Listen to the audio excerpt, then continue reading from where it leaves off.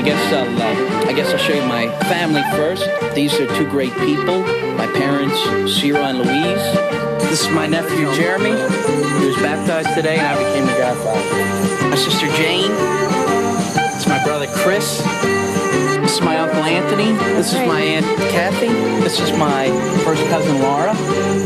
Brother, Joe, oldest brother. This is my sister, Beth. This is my niece, Jessica, and this is my niece, Katie. This is my brother, Dave. This is my cousin, Robert Francis. My aunt, Ruth. My sister, Lorraine. My niece, Kayla. This is my cousin, Walter, and my cousin, Isabel. This is my cousin, Mario, by the way. My cousin, Angie. Cousin, Teresa. All right, this is my sister, Regina, and my brother, Joe, and this is their family. Sarah, Samantha, Philip, and Charlotte. This is my Uncle Mike. Uncle Mike, you know, nicknames are a big part of our family. Yes. Why do Italians tend to have a lot of nicknames, like Choo Choo Minucci, or Mingus, or Bacci, or Bozo? How come all the nicknames? How come all the nicknames? Well, a lot of them are due to the fact the way people behave, the way they look. They take their names and they bastardize them, you know, shorten. And as life goes on, a lot of those guys are only known by the nicknames. When they die, they don't dare put their real name and nobody knows who they are. Now here's some friends I've known throughout my life, like my dear friend Ada. My pal Anthony DeFonso at his bakery. My cousin Stevie cooking up some spizzato. Here's the Papas at their food market. This is the St. Anthony's Day Parade. This is the Italo-Americans United Picnic. And this is why I'm proud to be Italian-American. Of course I'm proud to be Italian-American. Proud of all the ways that my heritage has helped influence the American experience. Italy has given us so many things that are commonplace in our lives that I think we often take them for granted. Things like the fork and the battery, the clock, the thermometer. But Italy has given us many things that I think we shouldn't take for granted. Italy has given America a name and a language. I mean, just open up a dictionary and see how many words are derived from Latin. In fact, the foundation upon which the American genius has built so many great concepts, like architecture, engineering, law, art, music, and of course, food. That foundation, that's my heritage.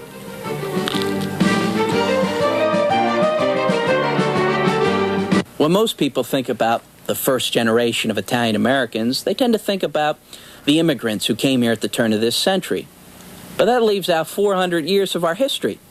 The first Italian American, naturally, was Christopher Columbus. But Americans of Italian descent signed the Declaration of Independence, were cowboys in the Great West, were bankers and businessmen in the late 18th century. Then came the great wave of immigration that carried the majority of our parents and grandparents. Unfortunately, that generation, like my grandmother, is just about gone now. But my Aunt Mary and my Aunt Effa, they're still with us. They came here as kids in the 20s. And there's our great friend Ada, who immigrated here in 1954. Say I'm an American citizen from. Right. Of course, you know, I never can forget where I was born. Right. That's like little roots. But the big roots are here. I married here, I have my children here, so I said, this is really my country. You were a popular singer in Italy, weren't you? Yes. What, yes. Were you on the radio? Yes, on the radio. Yeah, Where? on the radio. On Naples, Caserta, but you know, after World War II, it was not much to do. And I came here with full of dreams. To become a big singer? Yes. And then those dreams, they became reality. But not to be a singer, just to find a nice man like my husband. And part of my dreams, they still in a suitcase like a dust. You have to talk, you have to smile, you have to joke, even if you are in pain. So you can give joy to the people around you. That's my philosophy. One of the great traditions that the immigrants brought to America was the gift of hospitality. Now, I don't care what time of day it is.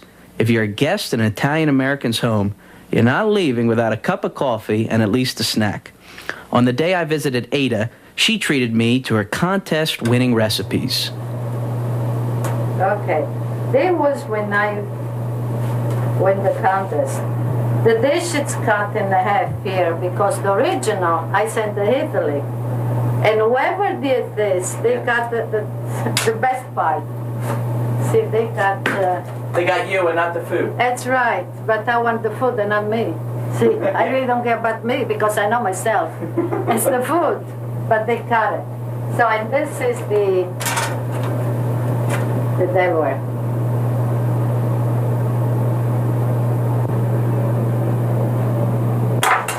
And I tell you, for Italian people, the best time when you sit on the table, everybody tell their own story and laugh and joke, and eat good. He sings when he cooks, oh, sole mio. Saturday morning means a chance to see the gang. First stop, Anthony DeFonzo's Bakery.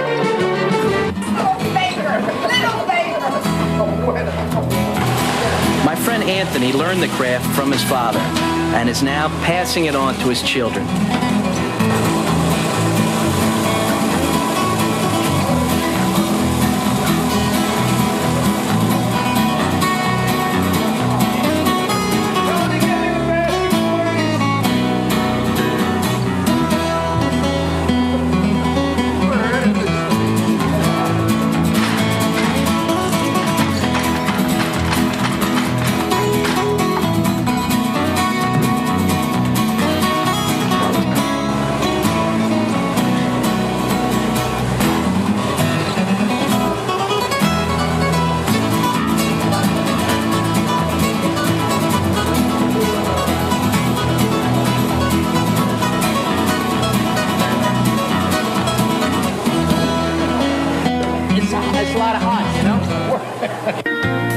After DeFonzo's, we'll swing over to Papa's Food Market, where Peter and Ralph and the entire Papa family are always preparing specialties like cheese, beef, chicken, and just about anything ground.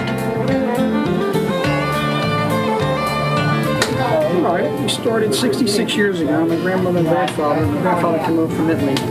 He started the business 66 years ago. He won the business. Started out as a small mom and pop grocery store. He worked long and hard. He worked a lot of days. I mean, we used to build seven days a week, long hours, worked a lot of hours. And there was like a daily business. People come in the morning and get their stuff, get fresh meats and everything. Because there wasn't as much refrigeration and smaller back then. So you had to get things pretty much fresh. Sure, that's what it was. It was a daily routine. Now would people bring their chickens in and they would slaughter them on site? Well, we had live chickens up front and things like that. We used to do all that too. Look, I got a hungry crew. Can we make up some sandwiches here? Great, All right, sure, come on. We got love some to. DeFonzo's rolls. We're going to make up some sandwiches. What do you Okay. guys want? What do you guys want? Seriously. All right. Prosciutto, provolone, what? You know what prosciutto? I'll pick. Okay. Hey, look at this. Huh?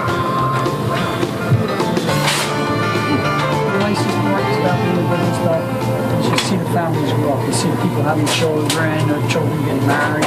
You see the whole family grow up, which is nice because, you see the whole, when they're born to when they're getting married, having their own children, which is nice. You see all that, You make a rapport with your customer. You're more than just a customer. You become friends, by first name basis. And you become personal with them, which is very nice. It's almost like you have an extended family. That's exactly what I feel. Yeah.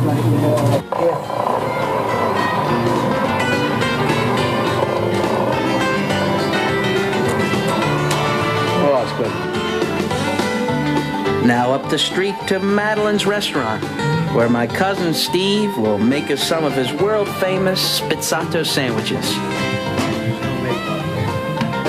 I don't know, because that was before my time. Even when I was a kid, I had an Uncle Porky and Uncle Chocolate. I had a Tizzy Faluch, and I had Bozo, Bocce. Bazo, Uncle Bocce. I don't know. I think everybody sat around back in them days, drank too much wine, so they couldn't talk, so they come out with a name that they say, they call him Marius A. Maruch.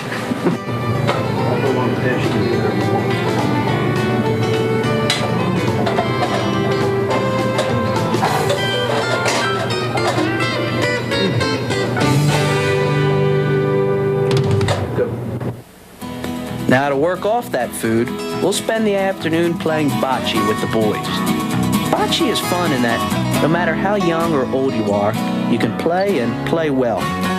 Bocce is one of the oldest sports known to man. It was developed by the ancient Egyptians and Greeks, then spread in popularity during the Roman Empire. But the post-victory dance, well, that's all Uncle Jim's creation. And before the day's done, we'll stop by to see Father Roberto Baldicelli, the parish priest in my neighborhood. Besides his constant dedication to the community, Father Robert is a talented artist and engineer. Although when he first came here 48 years ago, he had a little difficulty as a teacher. At the beginning of the class, occasionally, I had to read the names of the students to make sure they were there. Right. So I would read the name, and nobody would answer, because I couldn't read the name properly. And of course, they were playing also, playing games. And what am I going to do? Then I would find an Italian name. William Di Pace. Nothing. William Di Pace. Nobody. So look, what is this? Di Pace. Oh, God. So I said, well, now I'm going to find a way. What is your name? Then I hear the way they pronounce it, and I'm going to repeat it, okay? What is your name? Frank Sinatra. What is your name? Joe DiMaggio. What is your name? Philip Morris. And keep going. So I finally realized they were making fun of me. I said, fine. I am going to give you a name. You are 1, 2, 3, 4, 5, 6, 7, 34, 35, 36. That is your name. And I would call number 1, 2, 3, 4, 5, 6. Even now, someone said, I meet someone says, "Father, remember me? I was number 26." Father, where did the idea for the St. Anthony's Day Parade, the Procession of the Saints, the Festa Italia, where did the idea for that come from? The Procession of the Saint, it is a tradition in the villages of Italy. When I came here originally, we had 7 processions a year. Every major saint had his own procession. But with time, some of them were very small because the village was very small and the participants were only maybe 20 people. You don't make a procession with 20 people. So we decided that we would consolidate the whole thing and did the procession of St. Anthony with all the other saints together. Okay. I think that's something that we find a lot of the Italian Americans. Just like you said, they're not Michelangelos, but yet they have a sense of an artistic vision. Absolutely. Where do you think that comes from? Their heritage, the history? Yes, I would say so. I would say in Italy, almost I could say you breathe it with the air. You breathe in art. Yes, because you see, everything is that way. Italy, from the Alps down to Sicily, it is a museum. The tourists will go to Venice and Florence and Rome, and they see in Italy. But you see the art in every little village. There is nothing ugly there. Nothing ugly. Right. You cannot build something ugly in Italy. They cut your head off. What makes this community special, do you think? The people. If you're looking for my best side, yes. there is none.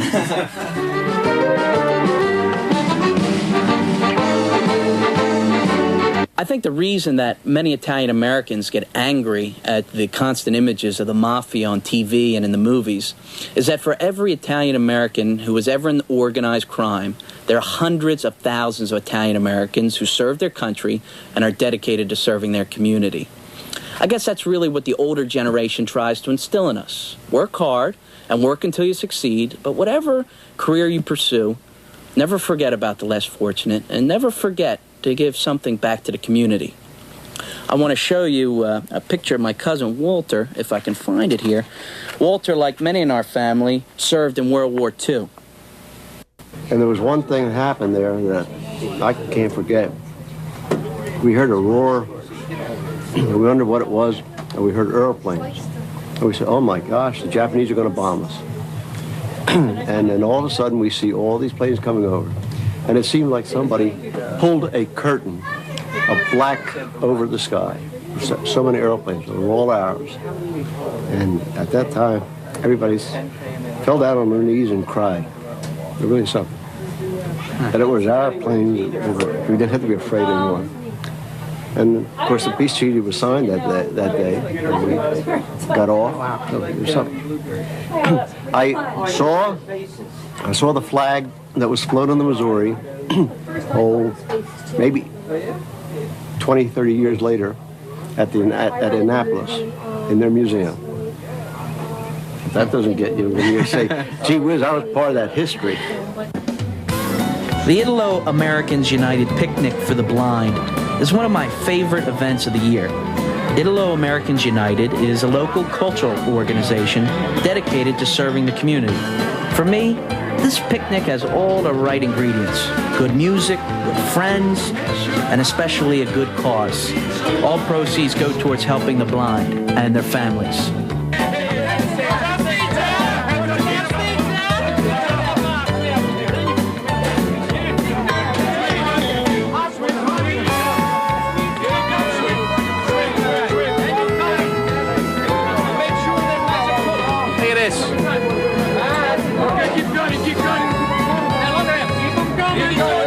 Here are three of the leaders of the organization. From left, Carmen Paulino, Ernie Camerano, and Al Pagano.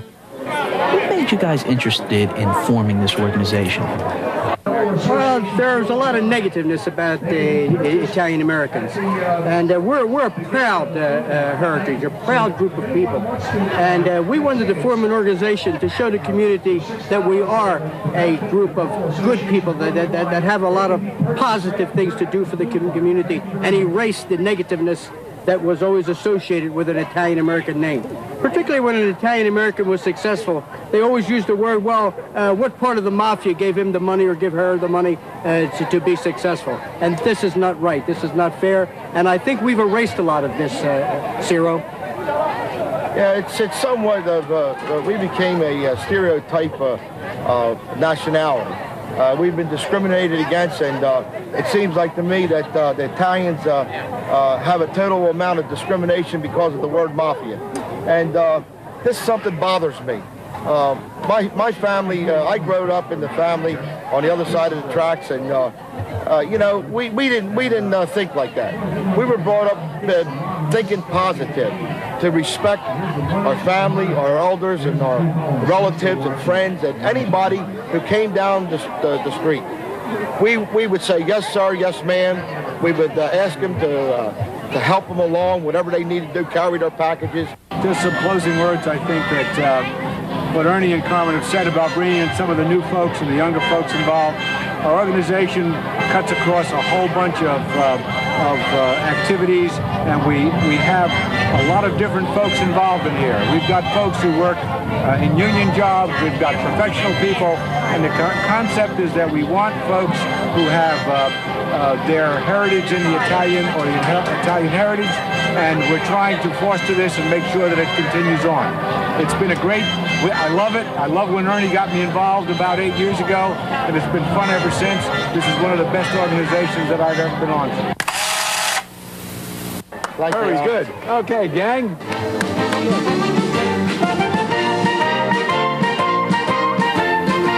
Italian Americans have an immense sense of loyalty. We're very persistent and we're very consistent.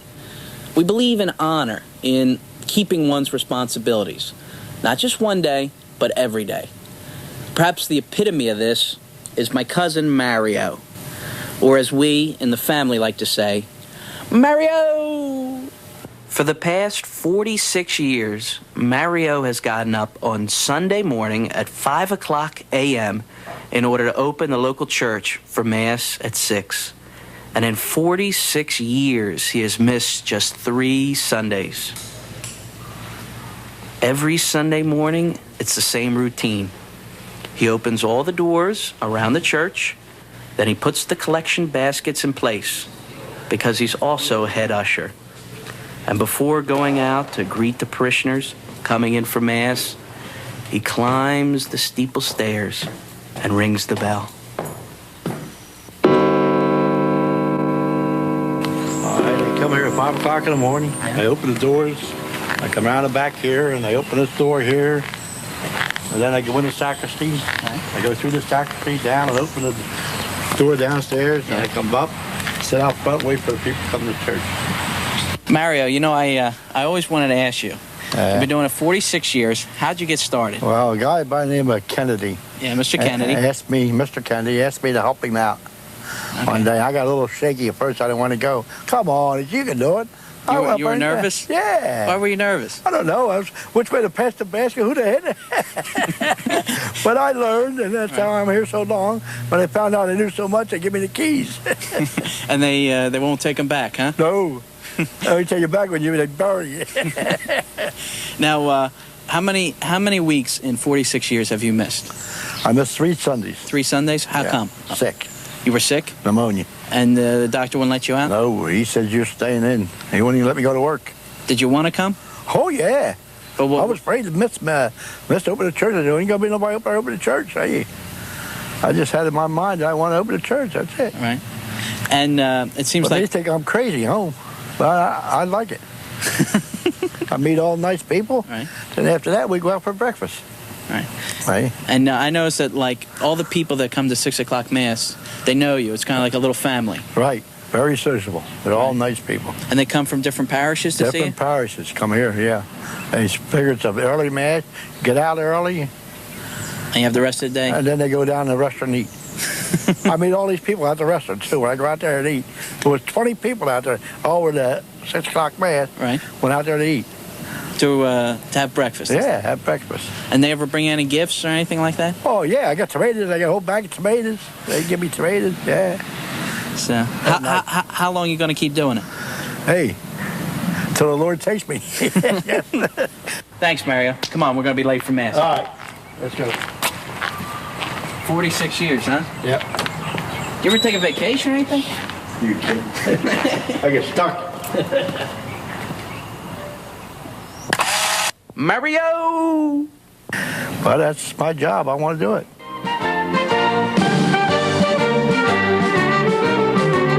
For me, when you talk about Italian-American pride, you can't go any further than the family. And when I say family, I don't just mean my mom and dad, my brothers and sisters, my nieces and nephews. I mean a whole family.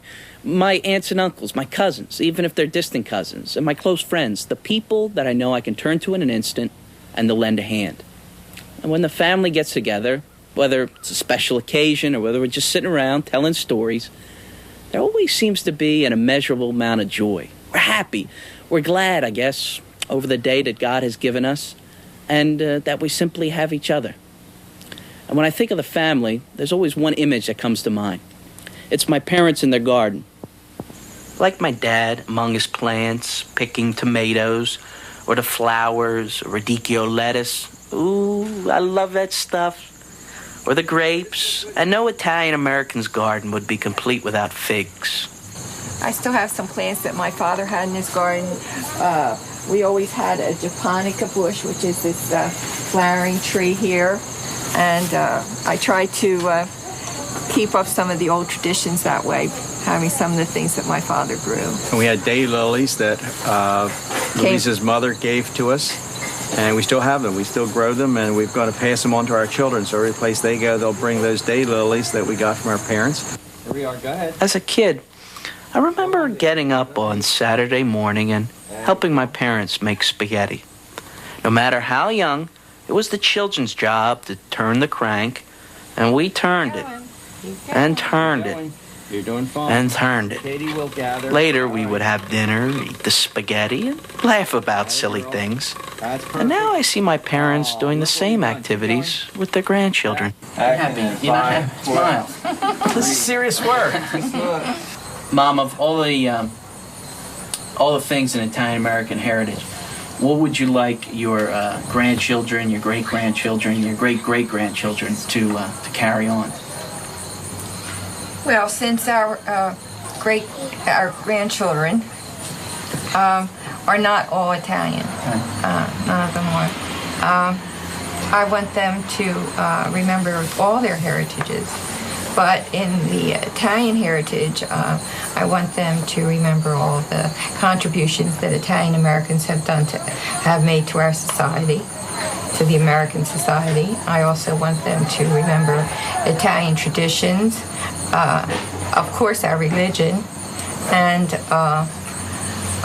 also Italian, the folk tales, the old stories that our grandparents and parents told us.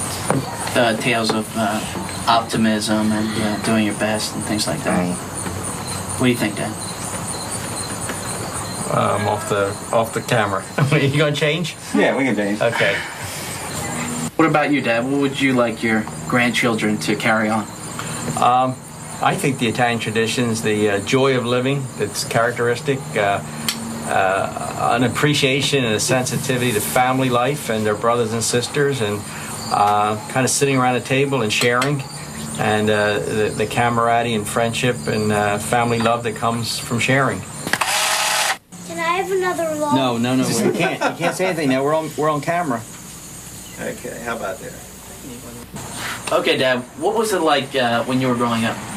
Well, it was during the war, and my father and his cousins and his relatives would always gather at our house every evening, and they talked about their growing up as teenagers in Italy, because when my father arrived here as an immigrant, he was only 17 years old, and so were his cousins, even younger. My mother was 14.